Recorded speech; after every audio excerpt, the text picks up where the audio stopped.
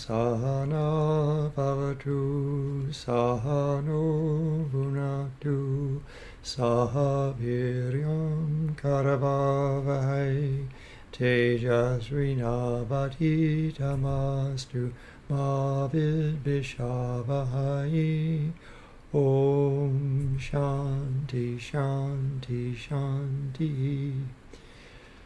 May Brahman protect us, may he guide us and give us strength and right understanding. May love and harmony be with us all. Om peace, peace, peace. And good evening. And we are reading from the complete works of Swami Ramakrishnananda, one of the 16 disciples of Sri Ramakrishna. And we're in the middle of a chapter. Boy, now I don't remember the name of the chapter because I don't have the book. Anyway, we are going to continue with where we left off from last week. And it starts with the paragraph that starts, the above conclusion being established. Okay, you want to start reading? The above conclusion being established, the man who makes an attempt to prove that his religion only is true and other people's religions are false is surely self-deluded and is an object of pity. Blinded by pride, vanity, and egotism, they think within themselves that there is no one like them, and that they are the most favored of the Lord. To redeem such impious human brutes, swarming the face of the earth like locusts, who were bent upon sucking the blood of their brother men, the Lord incarnated himself recently as Sri Ramakrishna.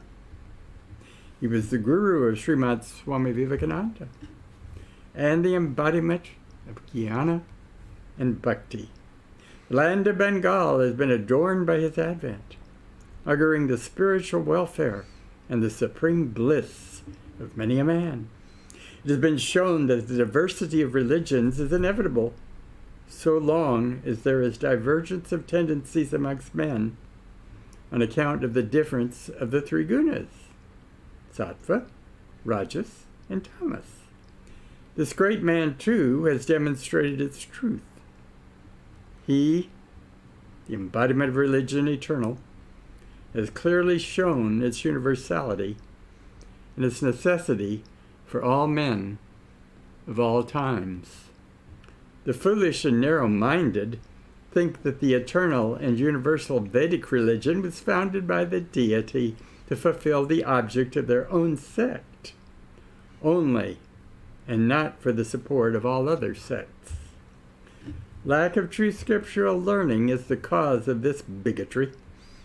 If anyone studies the Shastras thoroughly and reflects upon their true import, he cannot draw such an enormous conclusion.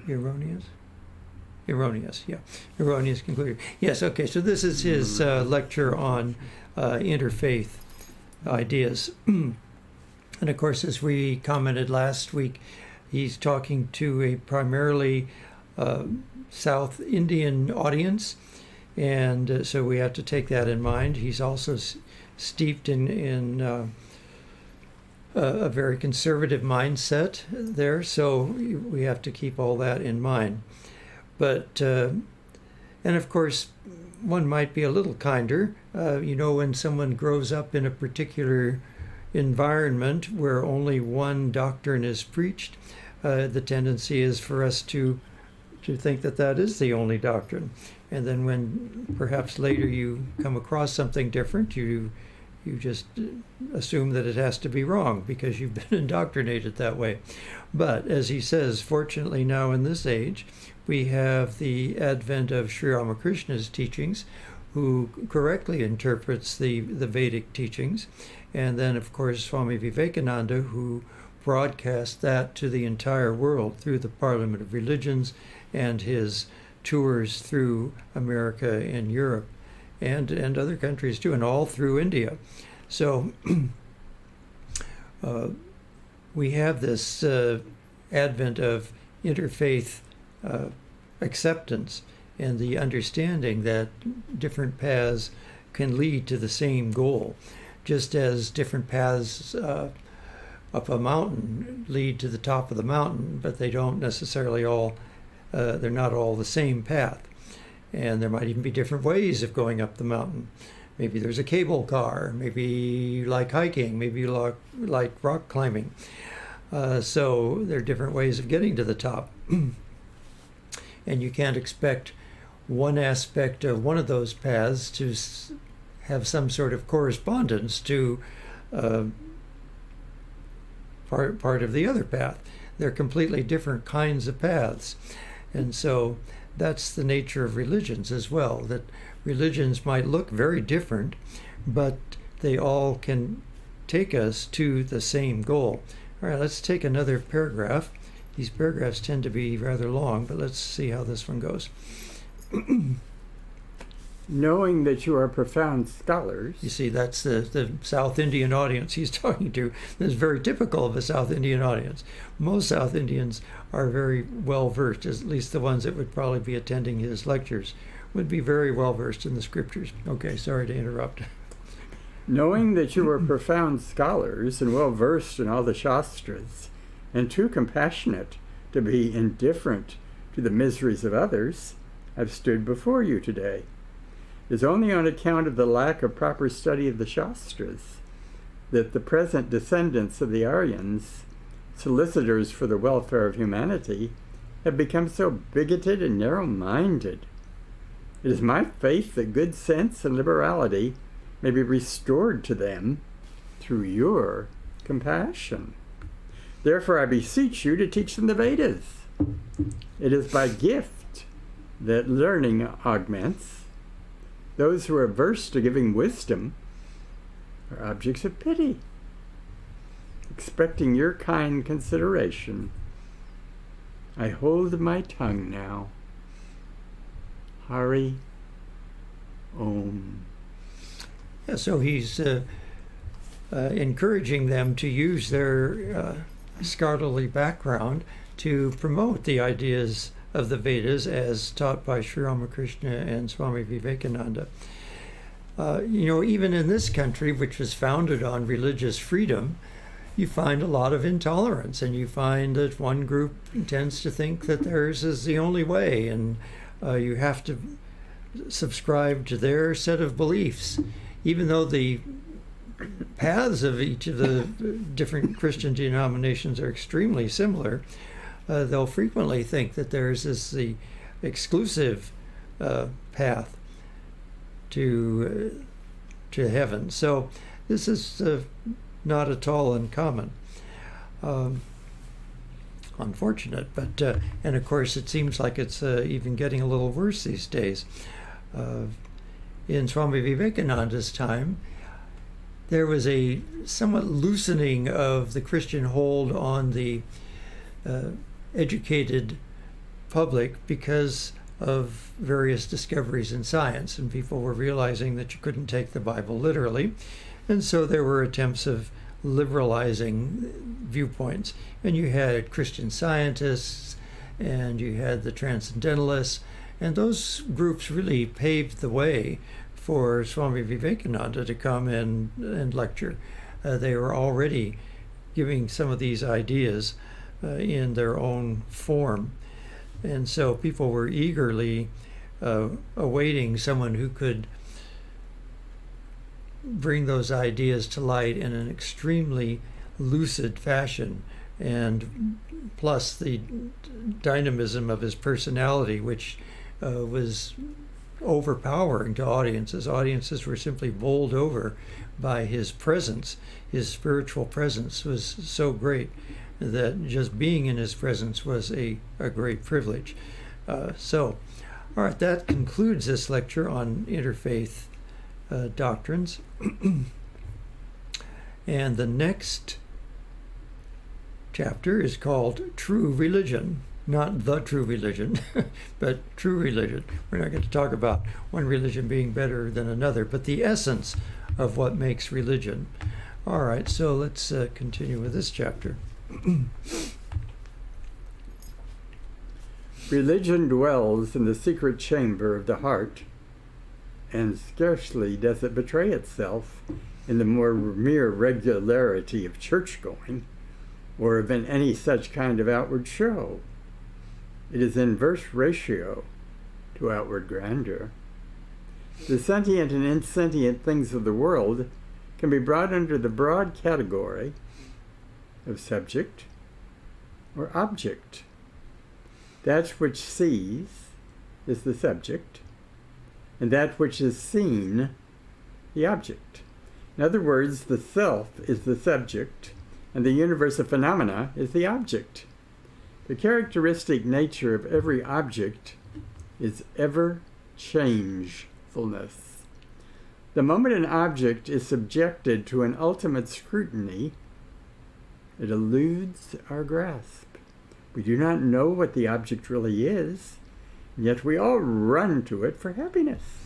Yeah, so it's a very good point that he's making here, that this idea that we tend to see things as either a subject or an object, and we're the subject, and everything else is an object. Now, of course, in modern science, the scientists who developed quantum mechanics realized that quantum mechanics was really telling them that there was no hard evidence for the plurality of the observer, that there was a singularity to the observer. And that, of course, speaks to the oneness of consciousness. Consciousness is one, but we feel that it's all divvied up. We feel we have our consciousness and everybody else has their own consciousness. But in reality, consciousness is, in the ultimate sense, is united. And, of course, the idea of the creation of this universe from Brahman through the power of Maya to manifest a universe in an apparent form is originally the original happening, you could say, if you could call it a happening, and since it's not really in time and space, but the original mistake is for this separation of subject and object. And so Brahman is the one, and through the power of Maya, it separates into subject and object, and then you have a process of knowing. And some of the mythologies will say that the reason that God creates the universe is because he wanted to know himself, and so he projected this universe out there. But of course, all of these ways of saying it are really not very accurate. But that's about the closest we can get to it. And Amit Goswami points out in his books that this splitting into subject and object is what he calls a tangled hierarchy. And that's what leads to such philosophical problems as trying to figure out whether the object creates the subject or the subject creates the object. And his favorite example is the Escher painting of two hands. And the painting is of two hands, and Escher has drawn this hand with a pen that's drawing this hand, and this hand has a pen that's drawing this hand. So they're drawing simultaneously. A very sharp insight of that artist to the nature of reality. In other words, the subject and the object are co-created through the process of Maya, you could say, or the apparent manifestation of the universe is created by this co-creation of subject and object. They're created simultaneously. So you see, the materialists keep trying to get consciousness out of the objective world, and the idealists try to say that everything is just something in your head. So the difficulty is that you can't get one out of the other, that they both were simultaneously created, or apparently created, you could say, from Brahman through the power of Maya to manifest an apparent universe. So that's a whole subject unto itself. But let's see what he's going to say here. The happiness which we are all seeking to attain, we find ultimately not in the object, but in our own mind. A story is told of a king who was suffering from a peculiar disease of the eyes. The best of the doctors thought that the disease could be cured if the glare of the sun was shut out from the eyes, everything around made to put on greenish appearances. The king began to use his treasure in painting all things around him green, and even went the length of erecting green pandals throughout the length and breadth of his territories. A sage passing by the dominions was struck with the foolishness of the king, and having secured an audience with him, prevented the erroneous waste of money by advising him, just put on green spectacles. The king adopted this advice and achieved the object at the cheapest cost. Coloring his own sight green by wearing green spectacles, he was able to see all things green. And just so, if we want external objects to give us happiness, we should make our mind happy, the mind by which alone they are cognized. Yeah, so it sounds like he's trying to create the Emerald City over again, isn't it? And it really does point to the idea that happiness is in our mind, and you can make the worst or the best of any situation. People that have been incarcerated in prison often are forced to turn within to find happiness. Now, unfortunately, not too many people do that, but a few do, and that they find that through the force of their own willpower, they can create an internal happiness. And of course, we have now people that teach yoga to inmates and so forth, and they find that very helpful, and meditation practice and those kinds of outreaches to prisoners has shown to be very effective. So let's go ahead and continue here. How to color the mind with happiness, then, that we may see every object instinct with bliss? It could be done only by realizing that in self we are Sat Chidananda, eternal existence, knowledge, bliss. Then would we cast an indifferent glance to all objects that evade our grasp and avoid all fascination for them. Then would we be true bhaktas or devotees. Then would we be givers and not takers, for we'd then be in the need of nothing, having realized that we are perfect. God, who is the giver and who in fact is the world itself, would not then be worshipped by us for a gift of worldly advancement or of bodily pleasures. The only desire that we would then cherish should be the desire to be desireless, wantless, to be unconditioned. This desire to be desireless will take its firm root in us in proportion to the intensity of feeling with which we realize that in us self alone is real, and all else evanescent. True religious life commences only after this. Religion thus becomes the realization of the self, and not mere prating of knowledge of religious books, or the vigorous and mechanical observance of rituals and religious formalities. That's an interesting philosophical conundrum, isn't it? To desire to be desireless. But I guess that's the one desire you're allowed to keep until you've achieved the goal. Oh, I meant to mention something else in the earlier paragraph about how it said that when we go to grasp things in the objective world, they always seem to elude us, and of course that again is the nature of Maya. Maya tends to show us things that are not exactly real. They don't quite have the reality that we think they have. And of course, quantum mechanics tells us that. Quantum mechanics has the uncertainty principle and says that you can never pin anything down completely. And the more you pin down where it is, the less you know about what it's doing. Reminds me of the scene in, I think it was Through the Looking Glass. It was one of the Alice books. And Alice has gone into the little gift shop where the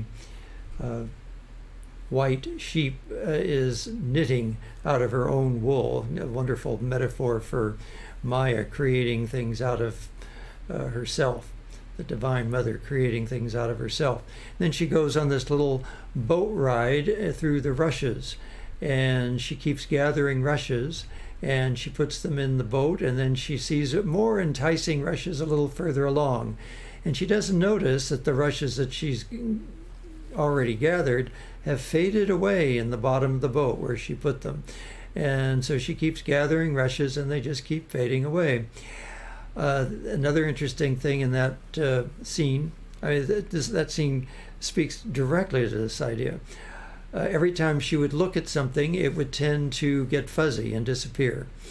So the whole scene was really a metaphor for the nature of Maya, how Maya is this world of appearances, and the closer you try to look at it, the more it tends to vanish from you. So fascinating that Lewis Carroll had all those insights.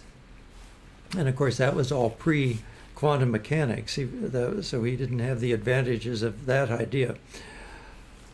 Okay, so let's continue. Religion never deteriorates, but man deteriorates. Religion is eternal. It is always the same. If you stand before the wall, it will not reflect your image. But let there be a bit of mirror there on the wall, and at once you see yourself. So religion is always there, unchanged, but sometimes man reflects it, and sometimes he does not. The great incarnations, like Christ, Buddha, and Krishna, were perfectly clear mirrors, which gave us a perfect reflection. They did not bring us anything new. Truth is always there. Christianity existed before Christ. Christ was only the mouthpiece. Mohammedanism existed before Muhammad. Muhammad was only the mouthpiece. Each one was only a reflector of the eternal truth. But one man catches the light from Christ, so he says, Christ has given me the truth, therefore I belong to Christ. I'm a Christian. Another sees the light through Muhammad. So he says, Muhammad has given me the truth. I belong to Muhammad. I am a Mohammedan. The third says, Buddha is truth. I belong to Buddha. So each great teacher has his followers who believe that the truth came from him alone, but they all reflect the same truth. Swami Ramakrishnananda used to say that if you will look at the dust of the road at sunrise, you will see some few particles which seem to be bright and reflect the sun's rays. Or even a heap of rubbish, you will see such shining specks. So in this rubbish heap of this world, there are such bright spots. The sun of God's wisdom is shining equally upon all, but only a few hearts reflect it. Christ, Buddha, Muhammad gave it forth in its full glory. These divine teachers alone are truth. We are all falsehood. To throw away this falsehood, we must sit at the feet of the truth. That is why we must go to these divine incarnations and learn from them. Of course, this is an old terminology. We don't use the term Mohammedanism anymore. Of course, we use the term Islam. But over 100 years ago, that was fairly common to speak that way. And of course, this is the reason why we have people not understanding religious pluralism, or that all truths lead to the same goal, because people tend to get the truth in one place, and then they think that's the way. Another interesting example that I've sometimes used is if there are 3 or 4 mountain peaks that are all exactly the same height, the one you're on looks higher. All the others look lower. That's because you're on the one you're on, and all the others are further away. So it's unfortunately fairly natural for people to feel that their particular religious path is a little bit more elevated or higher or easier to understand than all the others. Well, that's because they've taken more time to understand it and they're immersed in it, and so that's the way they feel. And of course, it takes someone like Ramakrishna and Vivekananda to explain to us how that particular viewpoint is not the truth. That the truth exists eternally, and that the religions simply express it in ways which are conducive to people at a particular time and place, and most of them for many ages afterwards as well, from people of different temperaments and circumstances.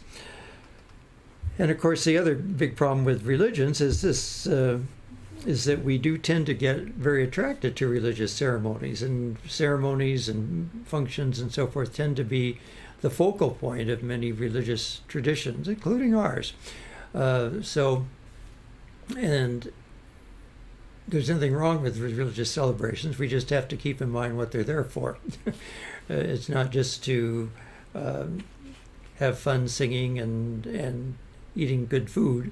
It's to have time to concentrate on the particular focus of that particular religious celebration. So like we had Shiva Ratri last week, we're going to have Ramakrishna's Puja this week, and we need to remember the essence of Shiva and what Shiva stands for, and the essence of Ramakrishna and what he stands for, and use the time to hopefully integrate those ideas within ourselves to help promote and awaken those truths within ourselves. We need to awaken our Ramakrishna consciousness and our Shiva consciousness and our Christ consciousness and so forth within us by worshiping those particular great teachers or deities. So that's really the idea here. And of course, the grander the functions, the more people are attracted. And that has its advantages. You need to attract people in order to get them sort of interested in the first place. But then once they're interested, you must remember that the goal of religion isn't just to put on big splashy functions, but to create an environment when people can focus on their true spiritual essence. Certainly we've all experienced a special spiritual atmosphere going to a grand function. If you go into a great mosque that's quite beautiful, or a gorgeous synagogue, or a cathedral, go to some of the grand cathedrals in Europe, they're designed to be uplifting. And so if you go to a service there, it immediately helps your mind to focus on the divine. And similarly with temples in India, grand temples in India, they're architecturally designed to uplift you and help you focus your mind. But you have to bring your own mindset to that. Just like you saying you can wear green glasses to see everything green, you can't just go and say what a grand spectacle this is. You have to remember that you're going there to be spiritually uplifted, and then the venue will have its effect. All right, so I think we're all ready into another chapter, and we have another almost 15 minutes, so let's start chapter 17 on true love. No love is really love that has for its opposite hate. True love is always universal. So long as a man has an enemy and cannot bear to have any good come to that enemy, he cannot have real love. It is for this reason that Christ said, if a man strikes you on the one cheek, turn to him the other. If he takes your cloak, give him your coat also. And when you've reached that state, you have begun to feel true love in your heart. Always remember this: there is no sin except when you injure another. If you bring tears to the eyes of another, then you may be sure that your own tears must flow. But if you can do anything to make a man happy, no matter what it is, be glad of it. You have done well. Only be careful that your enjoyment is not based on the misery of another. That is the only sin. If we cannot feel for others, if we cannot love others, how can we distinguish ourselves from the brutes? Our master, Swami Ramakrishnananda, always said, if there is the least spark of good in anyone, see only that and overlook all the rest. He used to tell us that the difference between man and God is this: if a man fails to serve God 99 times, the 100th time serves him with even a little love, then God forgets the 99 times he has failed and says, oh, my devotee has served me well today. But if one man serves another well, 99 times and the 100th time fails, the man will forget the 99 good services and remember only the failure, declaring, that person cannot be trusted. He once did me an evil turn. Yeah, so this is a wonderful section here on how to express true love and how you have to do it without hurting others. And just think of competitive sports. You know, everybody wants to win, but then you have to realize when you're winning, somebody else is losing. And so they're bringing difficulties. So that kind of joy in winning is really not a great way to make yourself happy. But if you can truly try to help others and in some sense realize that you're not that you're really serving them rather than just helping them, that's the better attitude. And then hopefully you're successful, but you may not be, and you have to be detached from that as well. So we have to try to be of service to people with a loving attitude and hope that it has the desired effect, but not be attached to the results. So we have to take all these yogas into account here. And you have to be prepared for people not appreciating what you did. Whether you've done it 100 times or 99 times out of 100 or 50 times out of 100, you may have failed more than you succeeded. But the point is how you did that service, whether you did it with love and you tried to do the best you could. In some circumstances, it's very difficult to even know how to serve somebody correctly, and you just have to do the best you can. It's the attitude with which you do it that's really the important thing. So we're going to read another paragraph or two. Let's see what he says here about anger. Anger is one of the signs of egotism. So long as a man grows angry, you may be sure that he has not conquered the ego. When a man is vilified and yet shows no resentment or even annoyance, then you may know that he has overcome his ego and has seen God. When man asserts himself in man, then he commits all sorts of unworthy acts. But when God asserts himself in man, then he is good, pure, virtuous, and truly loving. Well, this is a short little section. But anyway, yeah, this is an important point about egotism. Egotism is really often said to be the root or the crux of the problem. It's our sense of ego that separates us from the rest of the universe. And so getting over that sense of ego is what frees us from Maya. So if you can at once realize that you're not the doer and get over this sense of egotism, of being the doer, then you can be free in this very life. So if you're egotistical about something and then somebody doesn't appreciate it, or they get angry at you, then your ego gets hurt and you get either angry or remorse or upset and resentful of the person and so forth.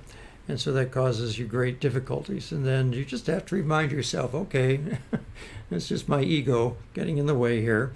And if I can just try to forget that and go on with life, that's one little step forward in conquering the ego. So, all right, well, we have time to start the next one. So let's go ahead. A man of steady wisdom. Mind has two sides. It is not purely spirit, but neither is it purely matter.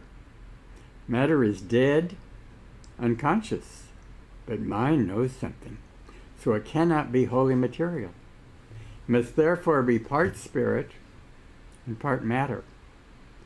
On one side, matter is in touch with the world, and that right. mind must sometimes... My mind says mind. On one side, mind is in touch with the world. Yeah, on one That's side, mind is in touch with the world, and that mind must sometimes feel happy and sometimes miserable. On the other side, however, mind is in touch with spirit, and the mind is above pleasure and pain. Spirit has been described as calm and blissful. That is its nature. Now, mind is partly spirit. If then you can dwell on the side which is spirit, your mind will become established in wisdom. It's an interesting way of talking about the mind. I'm not sure I've run across this interpretation of the mind as being part spirit and part matter. It's more of the physical, the brain anyway, we can say, is the instrument through which the consciousness is expressing itself. And of course, mind is our individual feeling of what's happening in the brain. So the mind is our bit of consciousness that's being expressed through the brain. So the brain is the matter part, I guess you could say, and mind is our expression of consciousness through our particular physical brain. It's an interesting idea, is how he's put it here. All right. So of course he didn't have a lot of knowledge of modern neuroscience, although he's remarkably up to date. He knows a lot of what was already current, but there's a lot of things that have been discovered since then. And of course, most neurophysicists are complete materialists, so they put everything in terms of matter, which isn't terribly helpful to us. So let's see how he's going to develop this idea. How to do this? The mind must not be affected by the external universe. The definition of the mind is that which thinks, feels, and wills just as it chooses. This just as it chooses must be added. It thinks what it wills to think, calls up what it wills to remember, and feels what it wills to feel. If I think that all happiness comes from the world, then I must identify myself with the body, and birth and death must follow. If I and my body are one, I shall have to die. For since the body is perishable, I shall have to perish with the body. Did I hate to die, then what shall I do? Shall I cling to the body and die with it? Or shall I give up all attachment for the body, be calm, and live? This is the question which inevitably arises. There's nothing I hate more than death. But if I wish to live, to be peaceful, to think on God, I must give up that which dies. The choice rests with each one. You know, there's some interesting experiments that show that we think we've made a conscious decision to do something like move your arm and pick something up, and yet the research shows that the messages, your conscious awareness of that message gets to your consciousness, the conscious part of your brain, the frontal lobe of your brain, after the decision has been somehow made. So that it's somewhat of a mystery as to where this decision process is being made, because it doesn't seem to be in the conscious part of the brain. And you can then circumvent that. You can control that conscious will, but that it arose somewhere else other than your conscious mind, even though you think you've made the conscious decision to do something. So it's very interesting experiments that are being done in that way. Now, of course, he's making the point here that we want to identify with the eternal part of ourselves and not the non-eternal part. The non-eternal part would be the body and the physical brain, which is then, of course, the mind. Of course, there's a lot of evidence from, say, near-death experiences and so forth that indicate that the consciousness that we associate with the mind is independent of the body. It seems to exist outside of the body. People that have out-of-body experiences, of course, people that have spiritual experiences, and people that have lucid dreams, people that have near-death experiences, all of these things tend to indicate that the consciousness that's normally expressed through the brain and that we feel is our mind is actually independent of the body, and the brain is part of the body. So it's also interesting that many of these people report that the communication is done telepathically and not through words. It's not a word-based communication of consciousness. So all of these things are very difficult for us to understand in our normal ways of understanding things. But it appears that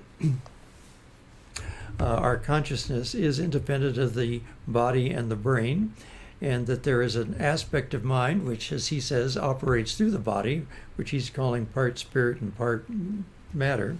And then there's the part of the mind which is independent of the body, which is purely spirit. Let's see, is this, I think we'll quit. I think, we don't really have time for another paragraph. All right, so we will continue this next week. And we do have a Ramakrishna Puja celebration coming up this Sunday. So hopefully you can join us either online or in person. Is there a sign up for that? No sign up. So come if you like, but do be aware that if it gets too crowded, you might feel uncomfortable in this COVID and flu infested world. And certainly wear your masks, wear your N95 masks. And it'll all be online, so it's a wonderful way to enjoy it if you have trouble getting here in the rain, or if you don't want to risk infections and so forth. So we hope we will see you one way or the other. Om Purnamada Purnamidam Purnat Purnamudachyate Purnasya Purnamadaya Purnamevavashishyate. Om Shanti Shanti Shanti. Filled with Brahman are the things we see, filled with Brahman are the things we see not. From out of Brahman floweth all that is, from Brahman all, yet is it still the same. Om peace, peace, peace.